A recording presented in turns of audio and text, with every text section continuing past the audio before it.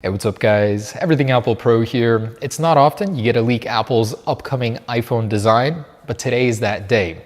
In collaboration with Max Weinbach, I'll be sharing with you the iPhone 12 Pro Max, the 6.7-inch flagship design. It's pretty much exactly what we expected it to be, but there are many little key differences between the 11 Pro Max and this device, which I did not foresee. So let's get into those details. There's so much here. First off, I want to say after SLS printing this, I spent some time with it comparing it to the 11 Pro Max series.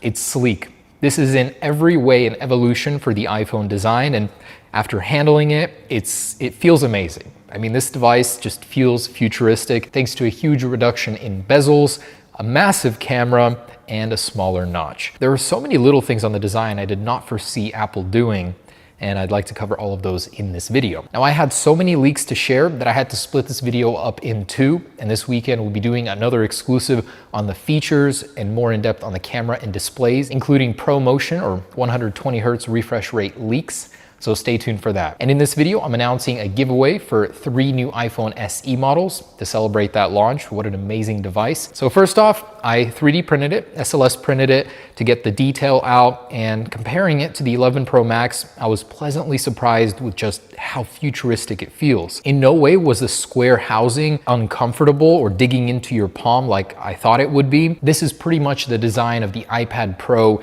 in the iPhone. And Bloomberg just reported that the iPhone would be very iPad Pro-like. I can confirm without a shadow of a doubt that that is true. So where did this CAD originate from? Apple would love to know, but Max Weinbach's source works with accessories, and it's pretty standard issue to receive this CAD around this time. Unclear how, from where, but this is legitimate. John Prosser also chimed in saying, yes, this is the real deal.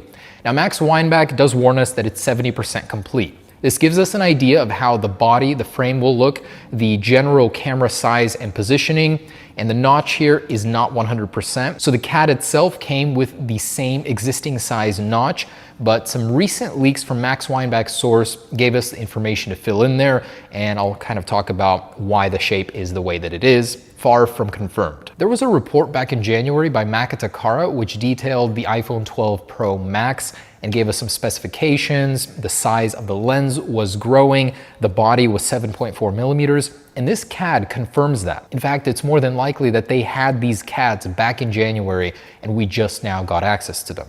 So yes, it is 7.4 millimeters. It's thinner than an 11 Pro Max, and you certainly feel it.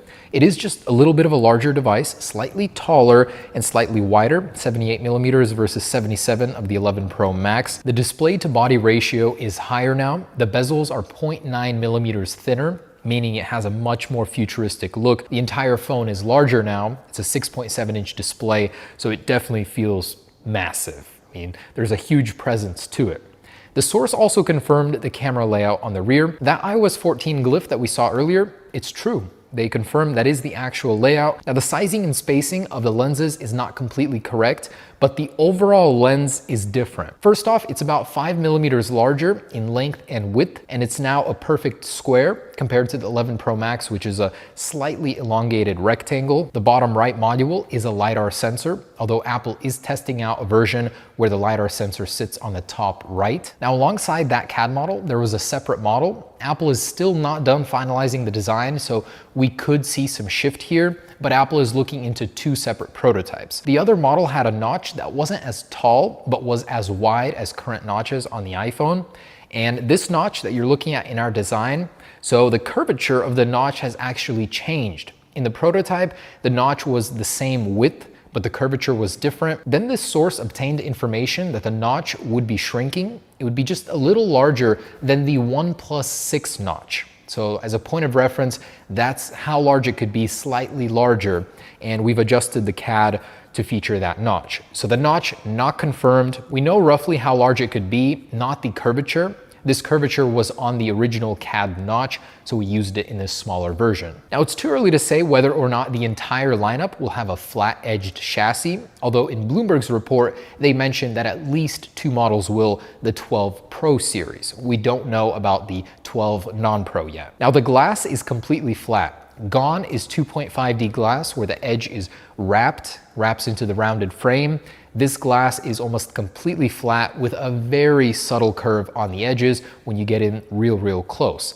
The glass itself sits slightly above the frame, 0.08 millimeters, very similar to that of the iPad Pro right now. But generally it seems like a safer design where if you drop it, not as much glass is exposed as on current models. Now in the frame, the antenna bands are now getting wider. They're now 1.83 millimeters compared to 1 millimeter on the 11 Pro series, of course, because of 5G. We knew that Apple is working extensively on new antenna technology, and the new models will have higher cellular and Wi-Fi speeds, so this is a natural result of that. Apple is widening the antenna bands. Another interesting detail about the camera is the run-up is changing. The way it juts out of the glass on the back is changing. So the lenses on the current 11 Pro protrude much more than they will on the iPhone 12 Pro series. Those will be almost the new iPad Pro-like, where the lens itself sits closer to the glass. They don't jut out as much, but the overall lens run-up will jut out more. Here's a very crude graphic to show you that. So as you can see, the 11 Pro Max run-up slightly less, not as tall, but the 12 Pro one is taller, but the lenses themselves do not protrude as much.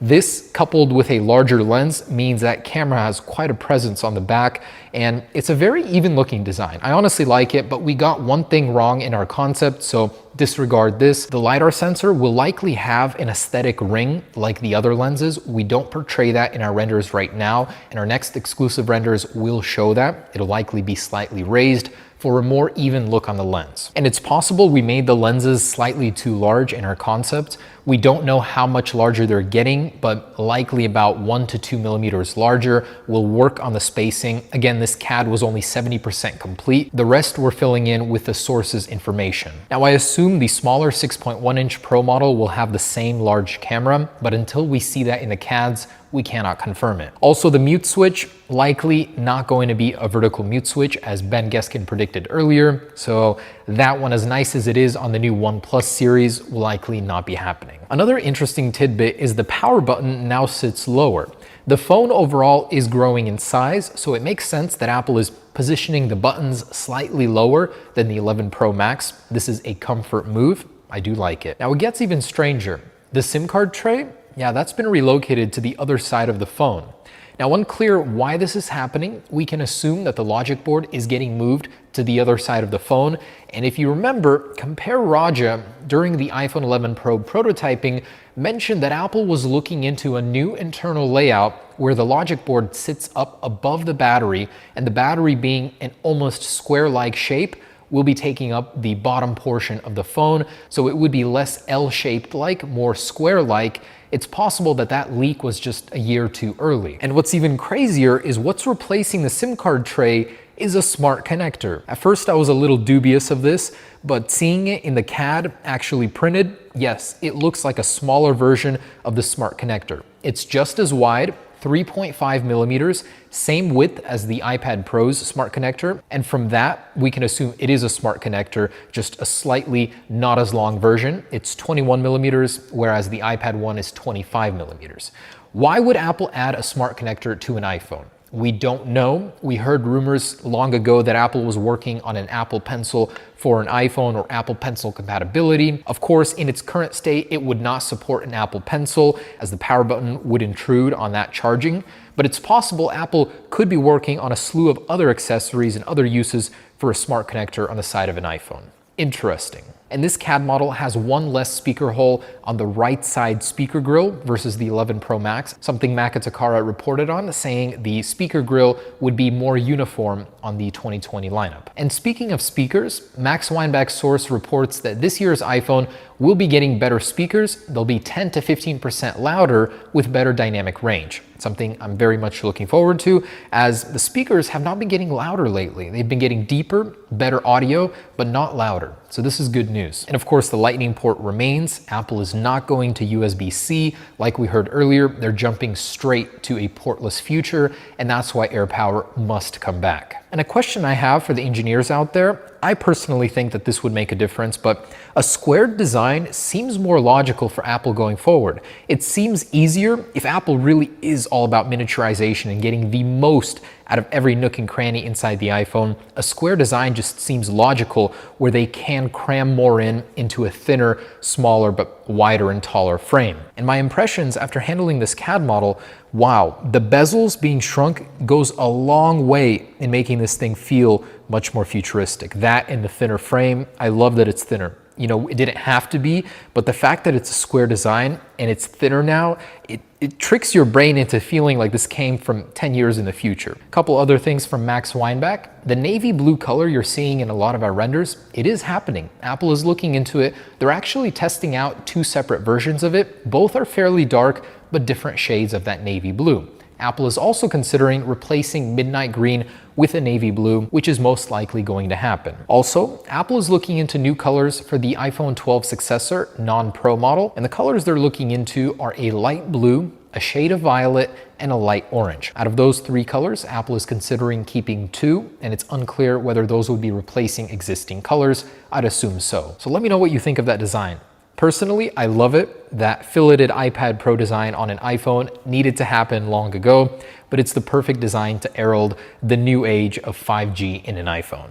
Also, we should know more with the next set of CADs. Remember, these are old from January of 2020, so there will be more changes in the more finalized CADs we'll be sharing in the future. And the last bit from Max Weinbach, that feature discovered in iOS 14. Apparently, Apple is trying to bring it to all car manufacturers, or at least more. Right now, they're working with BMW, which is why we saw the i8 in the iOS 14 leak, and they're even working with Tesla, but Tesla is being prickly about it. Come on, Elon, we want this feature on our iPhones. Native integration would be sweet. Oh, in iOS 13.4.5, Beta 2 was dropped. One notable change is that new feature when sharing a song from Apple Music to Instagram Stories now includes a direct link to visit that song in Apple Music. Apple is getting smarter, trying to get you to subscribe to Apple Music through features. Genius. Okay guys, this has got to be the craziest Apple leaks I have ever done. I've never shared a design on my channel that hasn't been seen elsewhere, but this is the iPhone 12 Pro.